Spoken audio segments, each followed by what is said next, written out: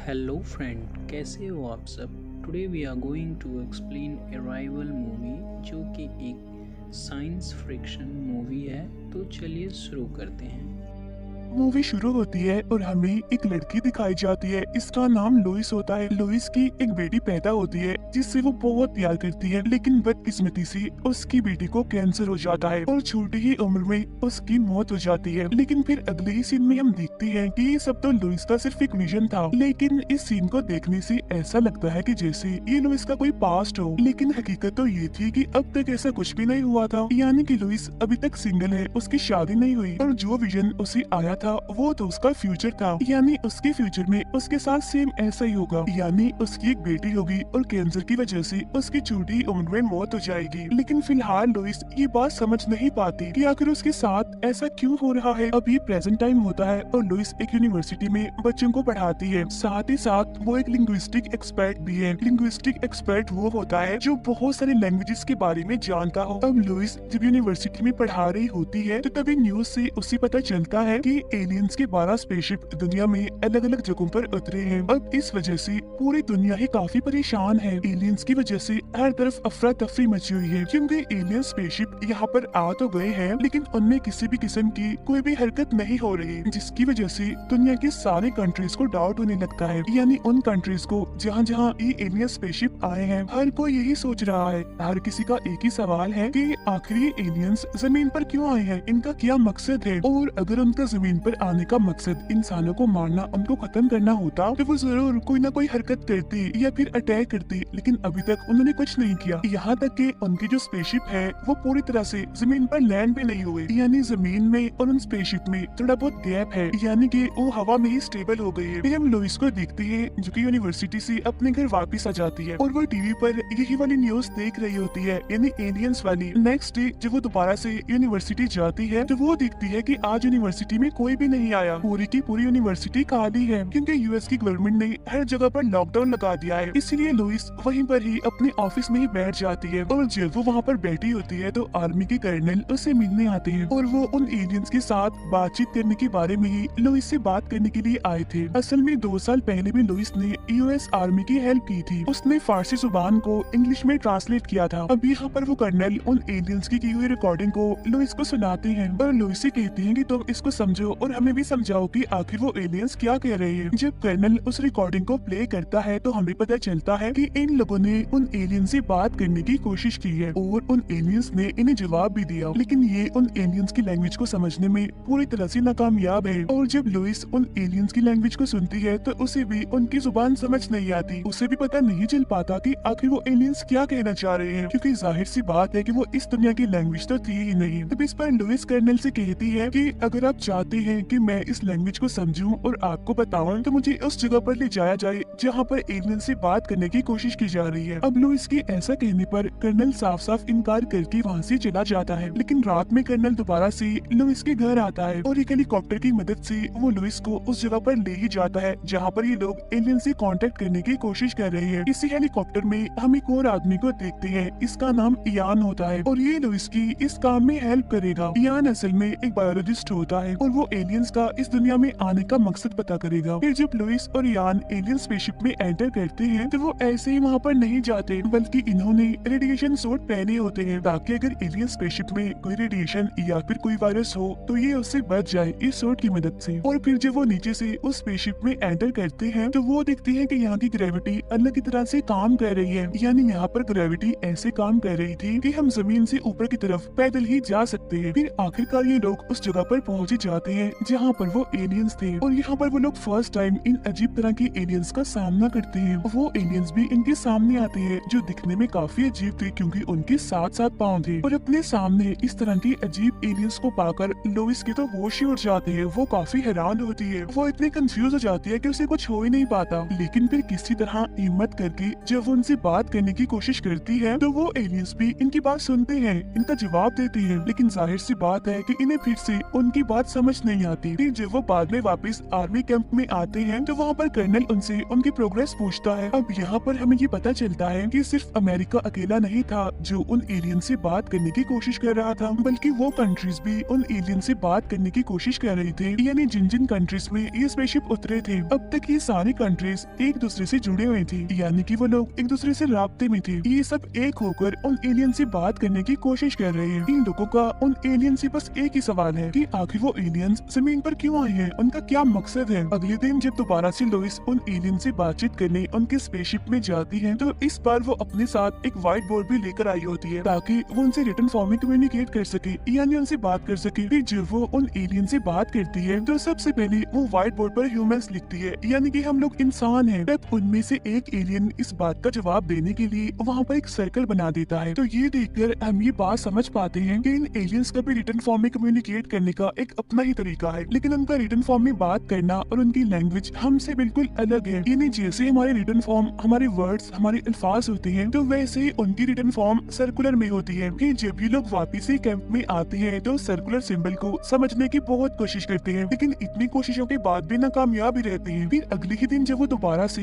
उन एलियन से बात करते हैं, तो इस बार लोइस व्हाइट बोर्ड पर अपना नाम लिखती है, यानी कि मेरा नाम लोइस है। लेकिन फिर वो अपना रेडिएशन सूट उतारकर उन एलियंस के सामने जाती है ताकि वो खुद को उन एलियंस को दिखा सके। जब वो उन्हें अपना नाम लिखकर दिखाती है, तो वो एलियंस भी अपना नाम अपनी लैंग्वेज में लिखकर इनको दिखाती है। अब लुइस की ऐसा करते ही इयान भी अपना सूट उतार देता है, वो भी व्हाइट बोर्ड पर अपना नाम लिखकर उन एलियंस को दिखाता है। तो वो एलियंस दोबारा से इन्हें अपना नाम बताते हैं और ये नाम भी उनकी लैंग्वेज में सर्कुलर पैटर्न में ही होता है, लेकिन इन्हें फिर से उनकी लैंग्वेज समझ नहीं आती कि आखिर इनके क्या नाम है। तो इयान उन दोनों एलियंस को अपनी ही मर्जी का नाम दे देता है, लेकिन अब क्योंकि उन एलियंस के 7 पाँव होते हैं, इसीलिए ये अपनी आसानी के लिए उनका कोई अलग ही नाम रख देते हैं। फिर जब भी वहाँ से वापस आर्मी कैंप में आते हैं तो इनका चेकअप किया जाता है, क्योंकि आज इन्होंने अपना रेडिएशन सूट उतार दिया था, इसलिए चेकअप में पता चलता है कि उन दोनों को कुछ भी नहीं हुआ, वो बिल्कुल सेफ है, वो नॉर्मल है। यानी ना तो वो किसी रेडिएशन का शिकार है और ना ही उन्हें किसी वायरस का खतरा है। यानी इस तरह से यहाँ पर ये बात कंफर्म हो जाती है कि वो एलियन स्पेसशिप बिल्कुल सेफ है, वहाँ पर कोई बैक्टीरिया, कोई वायरस, कोई रेडिएशन नहीं है। अब ऐसे करते करते वो लोग रोजाना उन एलियंस के स्पेसशिप में जाते हैं 1 महीने तक, और उनकी लैंग्वेज को बार बार समझने की कोशिश की जाती है। अब 1 महीने के बाद ये रिजल्ट सामने आता है कि लुइस उनकी लैंग्वेज को समझने में काफी हद तक कामयाब है, लेकिन लुइस को हमेशा ही वो विजन परेशान करता रहता है जो कि उसकी मूवी के स्टार्ट में आया था, ये जब उसकी बेटी कैंसर से मर गई थी। लुइस को तो ये सब कुछ उसका ड्रीम ही लगता है। लुइस यहाँ पर उनकी लैंग्वेज को समझने के साथ साथ उनकी रिटन फॉर्म को भी डिकोड करने में काफी हद तक कामयाब रहती है। और अब वो टाइम आ जाता है जब ये लोग अपना सबसे मेन क्वेश्चन उन एलियन से पूछेंगे, यानी कि उन एलियंस का जमीन पर आने का मकसद क्या है। अगले दिन जब लुइस उनसे ये सवाल करती है, तो वो जवाब में फिर से एक सर्कुलर पैटर्न बना देते हैं, जिसे डिकोड करने पर लुइस को ये पता चलता है कि वो एलियंस कह रहे हैं यूज्ड वेपन। अब लुइस को यहाँ पर लगने लगता है कि शायद उसे उस सर्कुलर पैटर्न को समझने में गलती हुई है, या फिर एलियंस की लैंग्वेज में वेपन का कुछ और ही मतलब हो। लेकिन उधर कर्नल को ये लगता है कि जैसे वो एलियंस ये चाहते हैं कि हम उनके साथ जंग करें और वो एलियंस हमें मार दे, लेकिन लुइस का अभी भी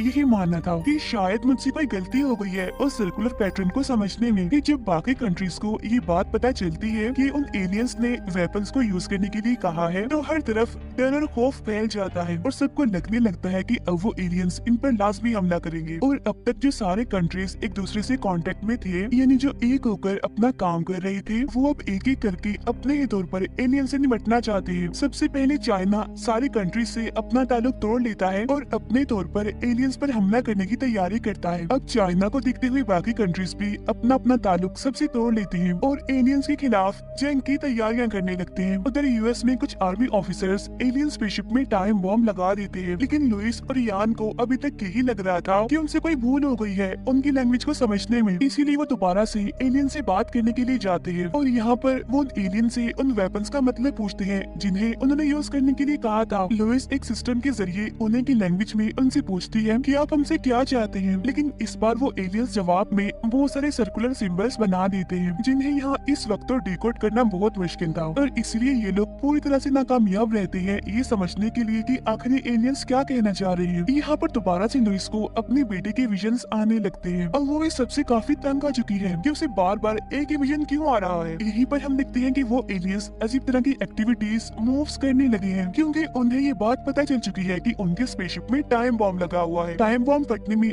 बस कुछ ही सेकंड्स बाकी थे, लेकिन इससे पहले कि बॉम्ब ब्लास्ट ब्लास्ट होता, वो एलियंस इनकी जान बचाने के लिए इन दोनों को बाहर फेंक देते हैं, जहाँ बाद में काफी बड़ा ब्लास्ट होता है। लेकिन उन एलियंस की वजह से लुइस और इयान की जान बच जाती है। अब बॉम्ब फटने के बाद उन एलियंस का स्पेसशिप जमीन से थोड़ा सा ऊपर चला जाता है, लेकिन अब क्योंकि वो जमीन से थोड़ा दूर हो गया था, तो इसीलिए अब इंसानों का वहाँ पर जाना बहुत ही मुश्किल था। अब क्योंकि यूएस आर्मी ने ये बॉम्ब लगाया था, इसीलिए अब उनको लगता है कि हमने उन एलियंस पर एक तरह का अटैक किया है, तो अब वो बदले में भी हमारे ऊपर जरूर अटैक करेंगे। इसी वजह से वहाँ पर जो कैंप होता है उसे वहाँ से हटाने की तैयारियां की जाती है। बाद में जब ये दोनों इन्हें लुइस और इयान आर्मी कैंप में आते हैं, तो ये उन बहुत सारे छोटे छोटे सिंबल्स को समझने की कोशिश कर रहे होते हैं, यानी वो सिंबल्स जो इतने ज्यादा थे और उस टाइम ये समझ नहीं पाए थे। अब काफी गौर करने पर इयान को ये बात पता चलती है कि उन सिंबल्स का मतलब था कि सारे कंट्रीज एक होकर मिलजुल कर काम करें, और अगर सारे कंट्रीज ऐसा ही करेंगे यानी मिलजुल कर काम करेंगे, तो तब ही वो हमारी लैंग्वेज को समझेंगे। यहाँ पर इयान को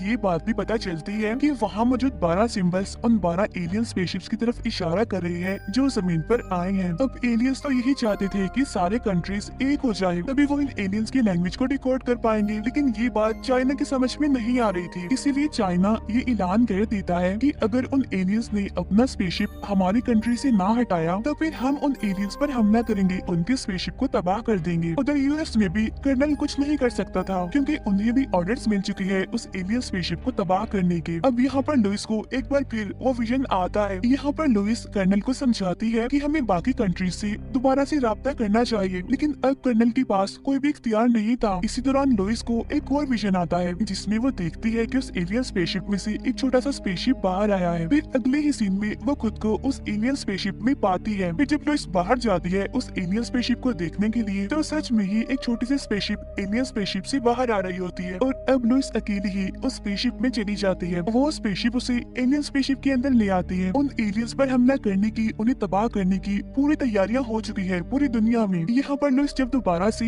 एलियन से बात करती है, तो उसे पता चलता है कि उस टाइम बॉम्ब की वजह से 2 में से एक एलियन मर चुका है। अब यहाँ पर लुइस उस एलियन से पूछती है कि तुम्हारा क्या मतलब था यूज्ड वेपन कहने का। तो वो एलियन इसके जवाब में लुइस से कहता है कि यूज्ड वेपन का मतलब होता है यूज्ड गिफ्ट्स, यानी कि तुम गिफ्ट को यूज करो, और वो गिफ्ट, वो तोहफा कोई और नहीं बल्कि हमारी लैंग्वेज थी, यानी एलियंस की, यानी हमारी लैंग्वेज का हर वो वर्ड जो हम लिख रहे हैं। अब इसके बावजूद भी लुइस यहाँ पर ये बात समझ ही नहीं पाती कि आखिर वो एलियन उससे क्या कहना चाह रहा है। जब वो एलियन लुइस को कंफ्यूज देखता है, तो वो उससे कहता है कि आज से तकरीबन 3000 साल के बाद हमें इंसानों की मदद की जरूरत पड़ेगी, और लुइस तुम ही ऐसी इंसान हो जो इंसानों और एलियंस के बीच होने वाली जंग को रोक सकती है, क्योंकि तुम फ्यूचर देख सकती हो, ये तुम्हारे पास एक खूबी है। और बस इतना ही कहने के बाद वो एलियन वापस चला जाता है, और लुइस भी बिल्कुल ठीक ठाक सही सलामत उनके स्पेसशिप से बाहर आ जाती है। अब यहाँ पर हम ये समझ पाते हैं कि आखिर लुइस को वो विजन बार बार क्यों आ रहे हैं। असल में विजन्स आने की वजह कोई और नहीं बल्कि एलियंस की ये लैंग्वेज है, यानी जिसे लुइस पिछले काफी अरसे से सीखने की कोशिश कर रही है। अब जैसे एलियंस की रिटर्न फॉर्म हमारी रिटर्न फॉर्म से अलग होती है, ठीक वैसे ही एलियंस का टाइम हमारे टाइम की तरह नहीं होता, यानी कि जैसे हम इंसान हर टाइम अपने प्रेजेंट में ही रहते हैं, इसे ही देख सकते हैं, तो वो एलियंस एक ही टाइम में प्रेजेंट को भी, फ्यूचर को भी और पास्ट को भी देख सकते हैं, और ये एलियंस के लिए उनकी लैंग्वेज की वजह से ही पॉसिबल है। अब जैसे आप ये देख लें कि जैसे हम बोलते हैं, जो हम पढ़ते हैं, उसके मुताबिक ही हमारी सोच बनती है, और वैसे ही लुइस उन एलियंस की लैंग्वेज को समझ रही थी, तो इसीलिए उसे बार बार उसकी बेटी की वही वाले विजन्स आ रहे थे, यानी कि वो अपना फ्यूचर देख पा रही थी। उधर चाइना एलियंस पर हमला करने के लिए पूरी तरह से तैयार है। अब यहाँ पर लुइस को एक बार फिर से 18 महीनों के बाद का विजन आता है, जहाँ लुइस खुद को एक पार्टी में देखती है, और वहाँ पर उसे चाइना का आर्मी कर्नल मिलने आता है। यहाँ पर वो लुइस का शुक्रिया अदा करता है इस बात के लिए कि तुमने मुझे मेरे पर्सनल नंबर पर कॉल की थी, और वो वर्ड्स कही थे जो मेरी वाइफ ने अपने आखिरी टाइम में कहे थे मरने से पहले, और उन्हीं वर्ड्स ने मेरी सोच को चेंज कर दिया था।